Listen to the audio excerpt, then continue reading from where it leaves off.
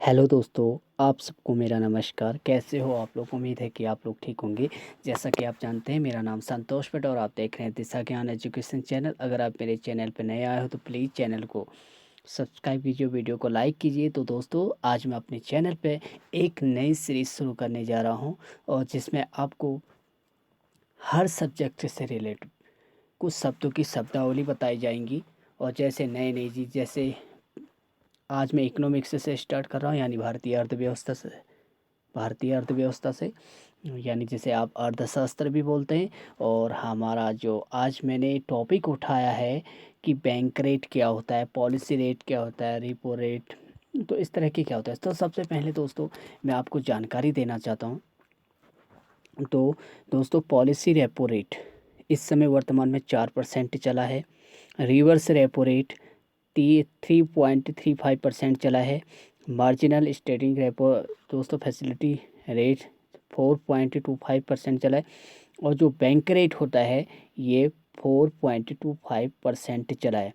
तो दोस्तों, आप सोच रहे होंगे कि इनको बताने का क्या महत्व होता है। तो दोस्तों, आप किसी भी एग्ज़ाम में देने जा रहे होंगे तो आपको इसके बारे में नॉलेज होना चाहिए। और मैं आपको इन सब की डेफिनेशन बताऊंगा कि क्या क्या होता है। इन सब की डेफिनेशन आपको बताऊंगा। हाँ, बस कुछ मिनट वेट कीजिए। और आपको कि ये हमारा पॉलिसी रेट है, ये और ये क्या है, और इन आंकड़ों को याद करें। और ये आंकड़े आरबीआई क्या करता है, हर 2 महीने के बाद चेंज करता है। लेकिन वर्तमान समय में ये चेंजिंग जो हुआ है, हमारे पास करंट रेट है जो नए हैं, आरबीआई की साइड से लिया हुआ है मैंने ये। तो चलिए दोस्तों, हम अगली जानकारी देते हैं। CRR 3% है दोस्तों। CRR 3% है। जो CRR है वो 3% है। और SLR 18% है। एक मिनट, आपको मैं इनकी फुल फॉर्म भी बताऊंगा, क्या है, कैसा है, क्यों है, ये भी बताऊंगा। बस आप इतना इतना याद रखिए कि कौन सी चीज़ क्या है। तो चलिए दोस्तों, आगे बढ़ते हैं। और बेस रेट 7.4 है, 40% है। तो ये तो आपको ज़्यादा नहीं रखना पड़ता है याद। आपको ये तो पता नहीं होने चाहिए। अगर ये पता नहीं भी है तो कोई बात नहीं, जो आपको जानकारी रखनी थी वो ऊपर के हैं। तो आपको ये अगर पता नहीं भी है तो कोई बात नहीं। बेस रेट यानी जो हमारा बेस रेट होता है ना, आधार वर्ष बोलते हैं जिससे इंग्लिश में, हिंदी में आधार वर्ष है। तो इस तरह से 2011-12 का। तो चलिए दोस्तों, मैं आपको अब बताऊँगा। तो अगर आपको कोई चीज़ याद रखनी है तो आपको याद रखनी है तो वो ये याद रखना है, ये बैंक रेट याद रखनी है। और जो रिवर्स रेपो रेट आएगी वो याद रखनी है। और आपको ये CRR याद रखना है और SLR याद रखना है। तो चलिए दोस्तों, इन सब, और हाँ, बेस रेट याद रखना है। और बाकी आपको कोई भी चीज़ ऐसी नहीं है जो आपको याद करनी है। तो चलिए दोस्तों, मैं आपको बताऊंगा कि मौद्रिक शाख नीति क्या होती है, यानी monetary and the credit policy. दोस्तों, किसी भी अर्थव्यवस्था में किसी भी अर्थव्यवस्था में वह नीति किसी भी अर्थव्यवस्था की वह नीति, यानी वह पॉलिसी जिसकी सहायता से उस अर्थव्यवस्था में मुद्रा के जो प्रभाव होते हैं उसकी मात्रा को विनियमित यानी नियंत्रित किया जाता है। क्या किया जाता है? नियंत्रित किया जाता है। इसके अंदर कई सारे साधनों के उपकरणों का इस्तेमाल करना होता है। जैसे कि मैं आपको बताता हूँ, जैसे नगद आरक्षण अनुपात। दोस्तों, ये क्या है? नगद आरक्षण अनुपात और सांविधिक तरलता अनुपात, जिसे SCRR बोलते हो और SLR बोलते हो। और रेपो रेट होता है, और प्रतिवर्ती रेपो रेट होता है, और बैंक दर होता है। मैं आपको इन सब की एक एक डेफिनेशन बताता हूँ। और मुझे उम्मीद है कि आज का लेक्चर आपको बहुत अच्छा लगेगा दोस्तों। जैसा कि आप जानते हैं, आज ये मेरा पहला लेक्चर है, तो हो सकता है इसमें कुछ कमियाँ रह गई होंगी, उसके लिए मैं क्षमा चाहता हूँ। तो चलिए दोस्तों, आगे बढ़ते हैं बिना ओके। तो दोस्तों, उसके बाद मैं आपको बताऊंगा नगद आरक्षण अनुपात। तो दोस्तों, नगद आरक्षण अनुपात क्या होता है? नगद आरक्षण अनुपात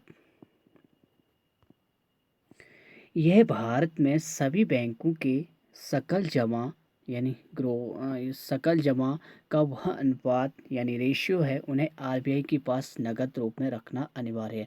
तो दोस्तों, नगद आरक्षण अनुपात यानी CASL, रिवर्स रेशियो रेट, जो रिवर्स रेशियो रेट है वो रखना बैंक के पास क्या रखता है? जरूरी होता है।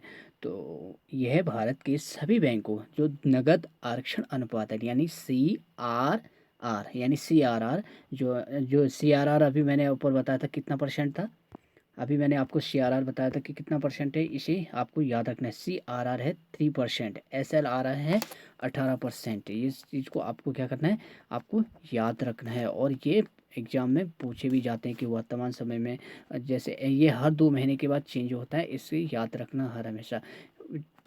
तो चलिए दोस्तों, हम रिवर्स रेशियो से नीचे हम अपने टॉपिक जाते हैं। तो सावित्रिक तरलता अनुपात, यानी हमारा टॉपिक चल रहा था CRR यानी cash reverse ratio. Cash reverse ratio यह भारत में सभी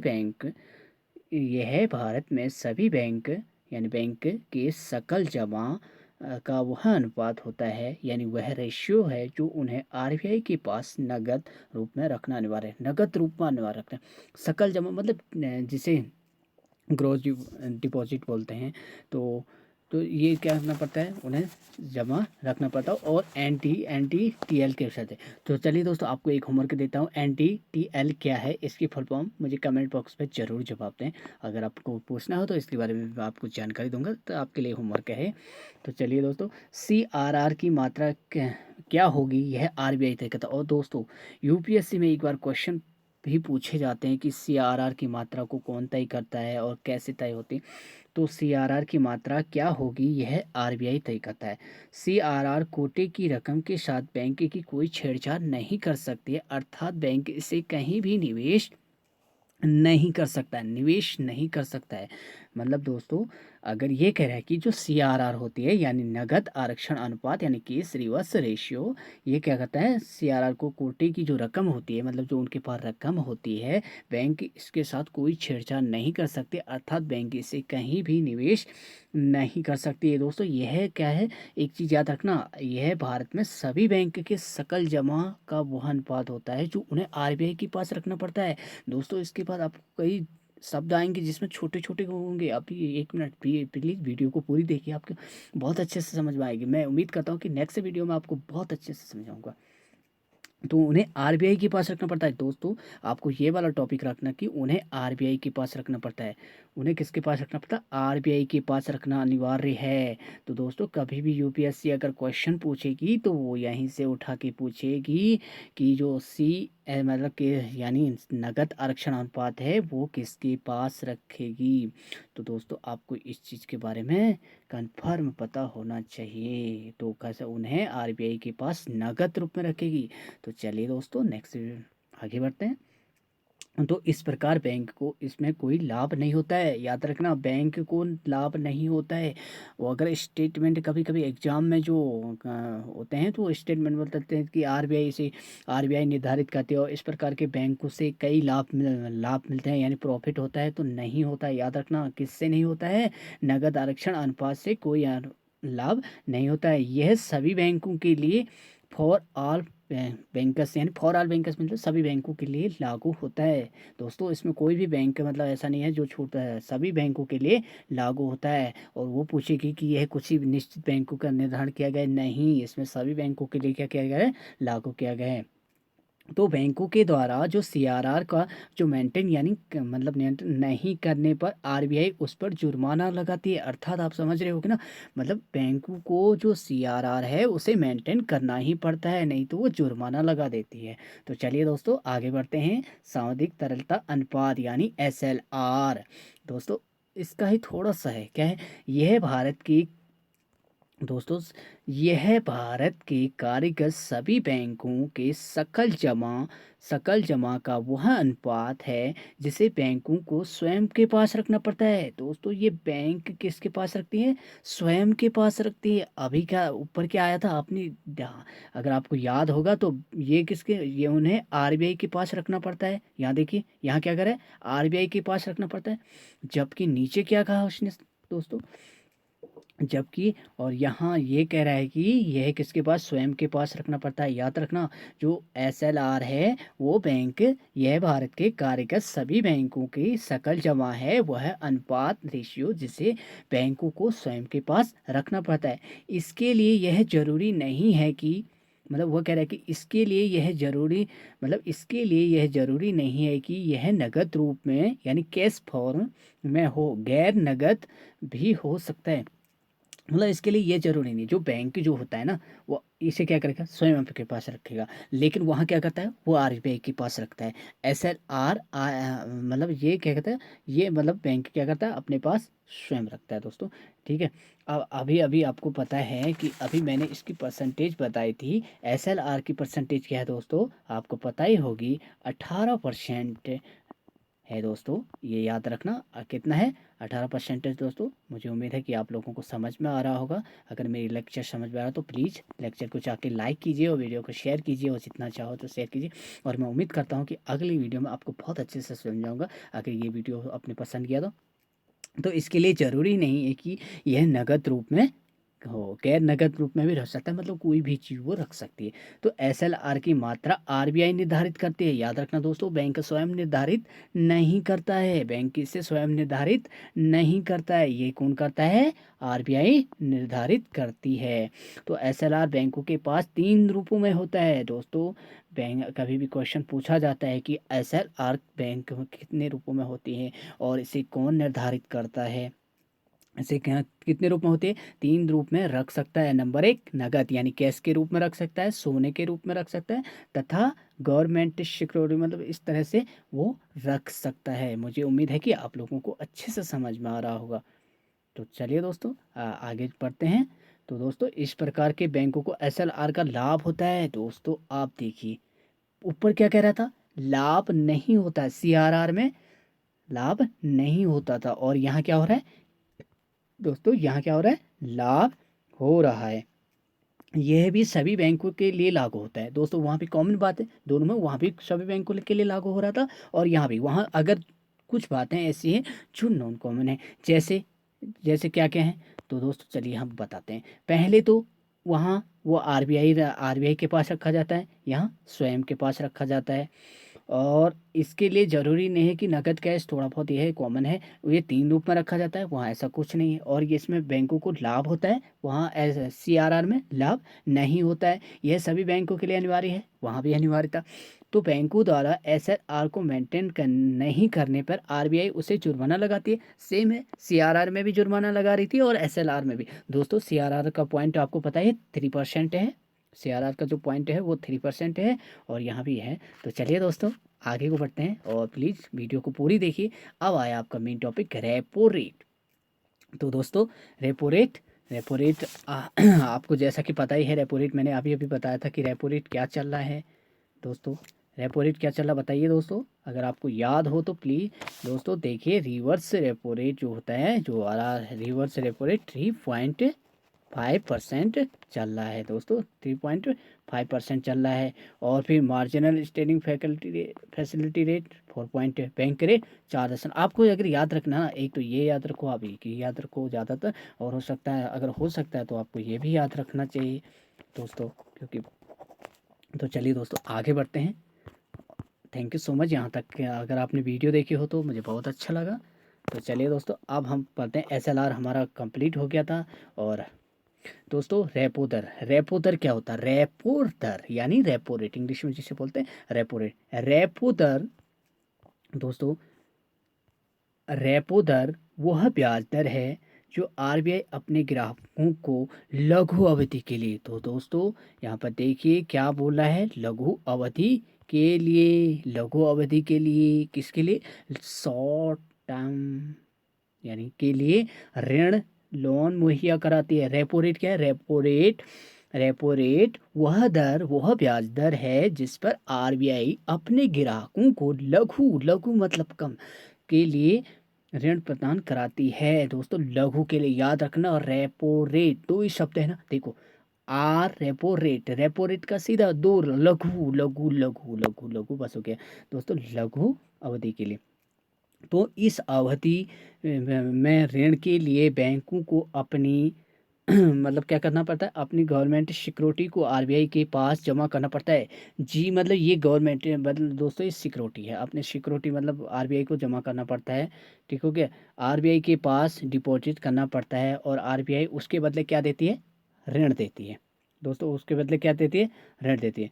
तो चलिए दोस्तों, बैंक आरबीआई के पास मतलब जो सिक्योरिटी के अंतर्गत, यानी मतलब गोल्ड या कुछ भी दे सकते हैं सिक्योरिटी, तो इसके अंतर्गत साथ डिपॉजिट कराता है, वह निश्चित समय के बाद आरबीआई के पास वापस खरीद लेगी। बैंक क्या करता है, आरबीआई के पास जो है जो सिक्योरिटी इसके शर्त पर रखता है कि मतलब वो जो इस शर्त पर रखता है, डिपॉजिट करता है कि वह निश्चित समय में क्या करते हैं, आरबीआई के पास वापस खरीद लेगी, आरबीआई उससे वापस खरीद लेगी।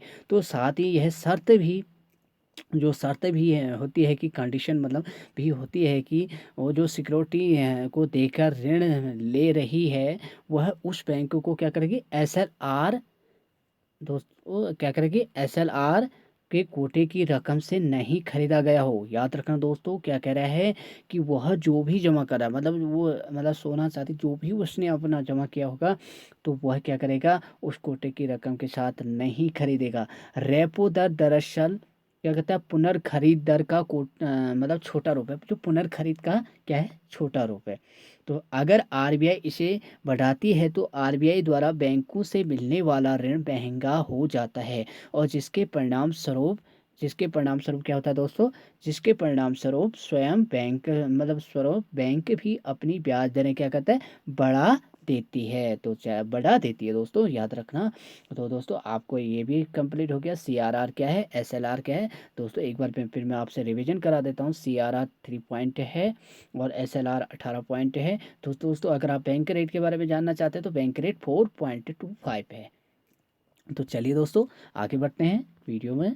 तो दोस्तों बैंक दर क्या है, तो दोस्तों बैंक दर क्या है आपको ये बता दूं, बैंक दर वर्तमान में कितना है दोस्तों, बैंक दर वर्तमान में है 3 पॉइंट दोस्तों 25। कितना है दोस्तों, 25। कितना है दोस्तों, 25। दोस्तों बैंक दर वह ब्याज दर है जिस पर आरबीआई अपने ग्राहकों को, जैसे बैंक, सरकारों, वित्तीय संस्थानों इत्यादि को दीर्घ अवधि के लिए ऋण मुहैया कराती है। दोस्तों बैंक वह ब्याज दर है जिस पर आरबीआई अपने ग्राहकों को दीर्घ अवधि के लिए, दोस्तों किस अवधि के लिए, दीर्घ अवधि के लिए, दोस्तों छोटे छोटे शब्द को आपको ध्यान में रखना है, ऋण प्रदान कराती है, ऋण लेती नहीं है, मुहैया कराती है। ठीक है दोस्तों, इस दीर्घ इस दीर्घ अवधि ऋण लेने के लिए आरबीआई बैंक के ग्राहकों से कोई भी वस्तु या सिक्योरिटी गिरवी रूप में नहीं रखती है। दोस्तों याद रखना, अगर बैंक का रेट आएगा कि निम्नलिखित कथनों में से कौन से कथन सत्य हैं, जैसे वो कथन डालेगी, बैंक दर वह ब्याज दर है जिस पर दीर्घ अवधि के लिए आरबीआई ऋण मुहैया कराती है। वो कहेगा कि इस पर गिरवी रखा जाता है, इस पर मतलब इस पर जो है आरबीआई अपने ग्राहकों से कोई वस्तु सिक्योरिटी के रूप में रखती है, और इसके लिए आरबीआई द्वारा उनके ग्राहकों से मिलाने वाला ऋण महंगा हो सस्ता होता है। तो इस तरह से होगा। तो निम्नलिखित कथनों में से कौन सा कथन सही है, 1 2 3 ऐसे दे देगा दोस्तों। यहाँ पर कथन पहला ही सही है, आपको याद रखना है। वो 2 कथन सीधे गलत हो जाएंगे, क्योंकि इसमें दीर्घ अवधि के लिए ऋण सिक्योरिटी नहीं ली जाती है, और ये मिलाने वाला महंगा होता है, सस्ता नहीं होता है दोस्तों। इस वो सीधे सीधे कह दिया दोस्तों, आपको इस चीज़ को ध्यान में रखना पड़ेगा प्लीज। तो दोस्तों मतलब होता है इसे बढ़ने पर आरबीआई द्वारा उसके ग्राहकों को मिलाने वाला ऋण क्या होता है, महंगा होता है। तो मुद्रास्फीति के समय महंगाई को कम करने के लिए आरबीआई बैंक दर को बढ़ा देती है। दोस्तों मुद्रास्फीति जो होती है, मुद्रा दोस्तों इन्फ्लेशन मतलब जानते हो आप क्या होता है, मुद्रास्फीति का मतलब होता है रुपये पर दबाव पड़ना, अर्थात बाजार में महंगाई बढ़ना, अर्थात बाजार में रुपये का बहाव ज़्यादा होना। तो दोस्तों एक बात हर हमेशा याद रखना, मुद्रास्फीति के समय महंगाई को कम करने के लिए आरबीआई बैंक दर को बढ़ा देती है। दोस्तों वो क्वेश्चन पूछ देती है कि मुद्रास्फीति की महंगाई को कम करने के लिए आरबीआई मतलब निम्न कथन में से किसका प्रयोग करेगी? तो बैंक दर को बढ़ा देती है, अगर ये कथन होगा तो आपका सही होगा दोस्तों। वो 4 कथन दे देगी, कोई भी कथन स्टेटमेंट उठा के दे देगी। आरबीआई होगी तो दोस्तों आप मुद्रास्फीति के बारे में जानना चाहेंगे तो आप कमेंट बॉक्स से कीजिए, और मैं उम्मीद करता हूँ कि मैं कोशिश करूँगा कि अच्छे से समझा पाऊँ। आज मेरा पहला लेक्चर है, हो सकता है कि आप लोगों को थोड़ा अच्छा नहीं लगे, तो इसके लिए क्षमा चाहता हूँ दोस्तों प्लीज़। और आगे को मैं अगली वीडियो जो नेक्स्ट वीडियो डालूंगा वो बहुत अच्छी डालूंगा। तो चलिए दोस्तों, जिसके कारण बैंकों के मिलाने वाला लोन महंगा हो जाता है, फलस्वरूप बैंक अपनी ब्याज दरें क्या करती है? बढ़ा देती है। अपनी ब्याज दरें क्या करती है दोस्तों? दोस्तों अब मुझे उम्मीद है कि मैं एक बार आपको ऐसे ही रिवीजन करा देता हूँ। बैंक दर वह ब्याज दर है जिस पर आरबीआई अपने ग्राहकों को, जैसे क्या कहते हैं, सरकारों को, वित्तीय संस्थानों को, जैसे एलआईसी, ये छोटे छोटे होते हैं इत्यादि को, दीर्घ अवधि के लिए दोस्तों, दीर्घकालीन अवधि यानी लंबे समय के लिए ऋण मुहैया कराती है। तो इस दीर्घावधि ऋण के लिए आरबीआई कोई सिक्योरिटी नहीं रख गिरवी नहीं रखती है दोस्तों, याद रखना। और इसके बढ़ने पर आरबीआई उस अपने ग्राहकों को मिलने वाला ऋण महंगा हो जाता है। और मुद्रास्फीति को कम करने के लिए आरबीआई बैंक दर को बढ़ा देती है दोस्तों, जिससे कि महंगाई पर कंट्रोल आ सके और मुद्रा का जो प्रभाव पड़ रहा है दोस्तों। अब मैं आपसे आप एक चीज़ विचार करना कि आरबीआई बैंक दर को क्यों बढ़ा देती होगी, इस पर आप विचार करना। और अगर आपको लगे कि इस पर बताना चाहिए तो मैं आपको क्वेश्चन फॉर्मेट में भी बता दूंगा। और फलस्वरूप बैंक अपनी ब्याज दरों को क्या कहते हैं? बढ़ा देती है। बैंक अपनी ब्याज दरों को बढ़ा देती है। तो चलिए दोस्तों आगे, और मेरे चैनल पर अगर आप नए आए हो तो प्लीज़ दोस्तों चैनल को सब्सक्राइब कीजिए, वीडियो को लाइक कीजिए और शेयर कीजिए। दोस्तों रेपो रेट क्या होता है? रेपो रेट दर वह ब्याज दर है जिस पर आरबीआई अपने ग्राहकों को लघु अवधि के लिए ऋण क्या करती है? मुहैया कराती है। देखो याद करो दोस्तों, याद करने का सबसे शॉर्टकट तरीका है रेपो रेट। मतलब ब्याज दर वह ब्याज दर जिस पर आप आरबीआई, आपको ज़्यादा याद नहीं कि लघु शॉर्ट टर्म टाइम के लिए ऋण मुहैया कराती है। और इसमें क्या करते हैं? सिक्योरिटी रूप में आरबीआई को उसे ऋण देती है। अब बैंक आरबीआई क्या करती है? उसको निश्चित समय के लिए इसे आरबीआई की वापस ले लेती है। तो दोस्तों इस प्रकार का है रेपो रेट। और आपको सांविधिक तरलता अनुपात यानी एसएलआर बोलते हैं जिसे, यह भारत के कार्यगत सभी बैंकों के सकल जमा का अनुपात स्वयं के पास रखती है। दोस्तों इतना ही करना है कि एसएलआर क्या है। जब आरबीआई सभी बैंकों के सकल जमा के अनुपात को स्वयं, जिसे बैंक स्वयं के पास रखते हैं, वही और इसके लिए ज़रूरी नहीं है कि नगद रूप में हो या गैर नगद में हो। एसएलआर की मात्रा आरबीआई निर्धारित करती है दोस्तों। यह 3 रूपों में होता है: नगद, सोना और दोस्तों गोल्डन सिक्योरिटी गवर्नमेंट, यानी दोस्तों इस प्रकार से बैंक एसएलआर को क्या कहते हैं? लाभ प्रॉफिट होता है। गवर्नमेंट सिक्योरिटी यानी जीएस, तथा क्या कहते हैं दोस्तों? तो चलिए दोस्तों अब हम सीधे पढ़ते हैं, नगद आरक्षण अनुपात क्या है? यह भारत में सभी बैंकों के सकल जमा दोस्तों CRR यानी कैश रिवर्स रेशियो, यह भारत के सभी बैंकों के सकल जमा के अनुपात को जो उन्हें आरबीआई के पास नकद रखना पड़ता है। और दोस्तों एसएलआर क्या है? बैंक स्वयं रखता है। और जबकि सीआरआर क्या करता है? बैंक को आरबीआई के पास रखता है। इतना ही है दोस्तों। सीआरआर की मात्रा क्या होगी यह आरबीआई तय करता है, और एसएलआर की मात्रा क्या होगी वो भी आरबीआई तय करता है दोस्तों। और मुझे उम्मीद है, और दोनों लाभ कमाते हैं दोस्तों। मुझे उम्मीद है कि आप लोगों को मेरी वीडियो बहुत अच्छी लग रही होगी। तो चलिए दोस्तों, थैंक यू सो मच। आज की वीडियो में इतना ही दीजिए इजाज़त, मिलते हैं अगली वीडियो में। और आपसे प्लीज़ ये चीज़ें आप याद रखना कि पॉलिसी रेपो रेट क्या है, मार्किंग क्या है, बैंक रेट क्या है। तो चलिए दोस्तों, थैंक यू सो मच आज की वीडियो में।